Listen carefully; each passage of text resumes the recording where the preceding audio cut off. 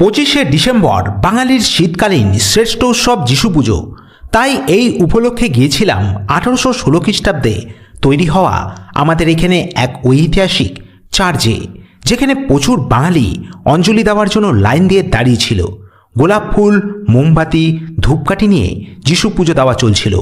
এই চার্চ থেকে খানিকটা দূরেই আছে আরেকটা চার্চ, সেখানে আরও বেশি লম্বা লাইন দেখা গেল। আর হবে নাই বা কেন, বাঙালির 12 মাসে 13 পার্বণ কোথাও গিয়ে যেন কম হয়ে গেছে। তবে যাই বলুন, একমাত্র বাঙালিই পারে সবাইকে আপন করে নিতে, যে কোনো ধর্মের উৎসবকে নিজের মতো করে পালন করতে। দুটো চার্চের বাইরেই বিভিন্ন মূর্তি দ্বারা প্রভু যিশুর জন্ম দর্শিত হয়েছিল।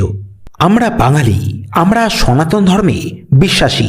যে সনাতন ধর্ম মানুষকে হিংসা শেখায় না, যে ধর্মে শুধুমাত্র আছে শান্তির বার্তা।